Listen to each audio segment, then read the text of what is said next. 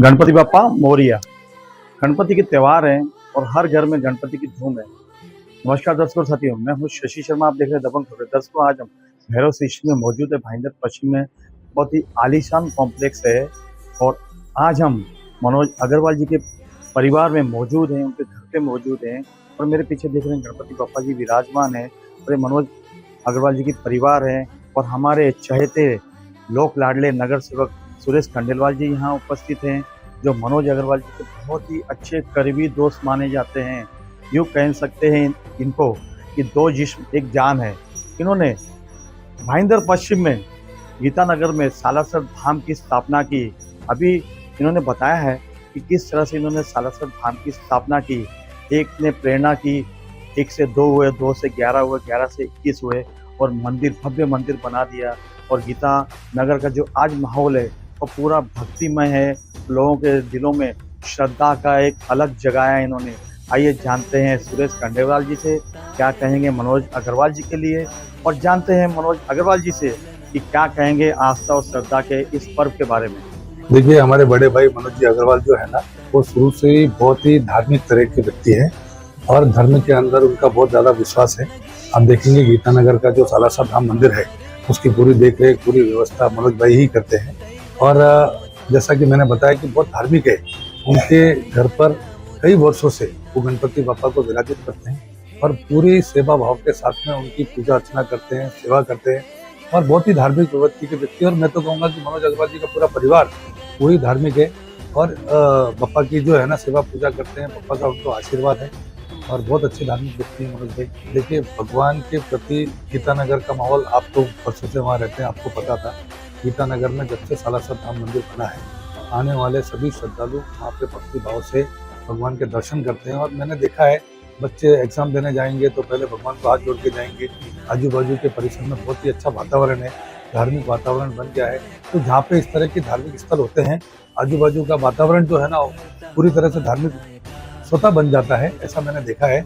और गीतानगर का वातावरण भी बहुत धार्मिक बन चुका है। ये मैं सालासर धाम की आपको बताता हूँ कि बाबा ने सबसे पहले इसका अंकुर जो बीज जो बोया, वो हमारे सुरेश खंडेलवाल जी के मन में बोया। उनका संकल्प था कि यहाँ एक बाबा का मंदिर बनना चाहिए। उन्होंने संकल्प लिया। हम 1 से 2 हुए और 2 से बढ़कर हम 21 हुए और हम 21 जनों ने मिलकर बाबा के आशीर्वाद से, बाबा की कृपा से और बाबा के बोलने से ये सालासर धाम की स्थापना हुई। और मैं बाबा का बहुत बड़ा उपकार और बाबा का बहुत बड़ा आशीर्वाद समझूंगा कि मुझे वहाँ सेवा करने का मौका मिलता है और मैं वहाँ सेवा देता हूँ। और ये बिना उनकी कृपा से या बिना उनकी आज्ञा से ये संभव नहीं है। वक्त वहाँ एक बार जो आता है वो बार बार वहाँ आने की चेष्टा करता है।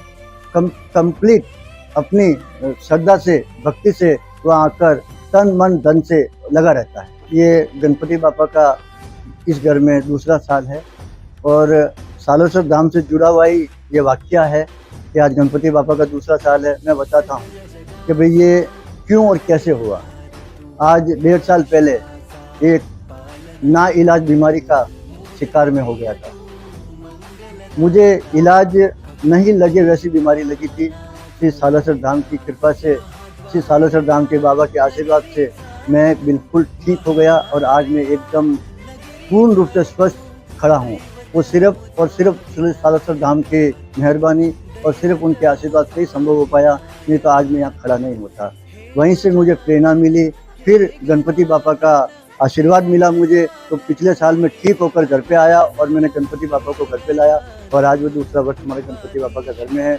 पूरा घर में माहौल, भक्तिमय माहौल रहता है। 7 दिन पूरा उत्सव सा माहौल रहता है करके। और गणपति बाबा के मन में, हर एक के मन में श्रद्धा, तो मेरी श्रद्धा की तो क्या बात है। भक्ति भाव और श्रद्धा के बारे में यही कहूँगा, आस्था सबसे बड़ी चीज़ है। अगर मन में आस्था है तो आप विश्वास रखिए आपका काम पूर्ण होगा ही होगा, इसमें कोई दो राय नहीं है। आप आस्था अगर है तो काम पूर्ण होगा, अगर आपके मन में आस्था ही नहीं है तो काम आपका सफल नहीं होगा। आस्था रखिए, काम सफल। और मैं क्या बोलता हूँ, आप अपने किसी भी भक्तों से पूछिए या एक बार खाली श्री सालासर धाम आकर देखिए, एक बार आके खाली बाबा के चरणों में सिर्फ आप मन्नत मांग के देखिए। अगर आपकी मन्नत पूरी नहीं होती तो आप मुझे बोलिए करके, कभी मन्नत पूरी नहीं हुई, आप खुद वहाँ बार बार आएंगे। एक बार खाली सालासर धाम आकर देखिए और मन्नत मांग कर देखिए, आस्था रख कर देखें। ऐसा है कि 365 दिन में जितने भी त्यौहार होते हैं जन्माष्टमी ही नहीं, आपने जन्माष्टमी में आकर वहाँ का माहौल देखा, ऐसा माहौल साल में कम से कम 10-12 उत्सवों में रहता है। हर कोई भी उत्सव हो, कोई भी त्यौहार हो, बड़े ही धूमधाम से सालासर में मनाया जाता है और भक्तों की भीड़ वहाँ लगी रहती है।